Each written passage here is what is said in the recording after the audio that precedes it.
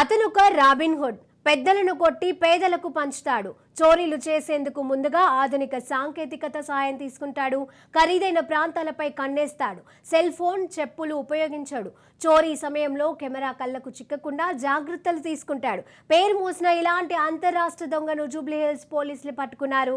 బీహార్లోని గరహా సమీప జోగియా గ్రామానికి చెందిన Mohammed Irfan alias Robin Hood Ujjwal ఈ నెల 8న హైదరాబాద్ లక్డీ కపూర్లోని మెరిడియన్ గోల్డెన్ లాడ్జ్ లో దిగాడు. జూబ్లీహిల్స్ రోడ్ నంబర్ 45లో ఓ సినీ ప్రముఖుడు నివసించే ఇంటి సమీపంలో రెక్కి నిర్వహించాడు. దొంగతనానికి అనుకూలంగా లేకపోవడంతో జూబ్లీహిల్స్ ఎమ్మెల్యే కాలనీకి వెళ్లాడు. యూసుఫ్గూడలోని సీసీ కెమెరాలు చిక్కడంతో పోలీసులు ఇతన్ని లాక్ చేశారు.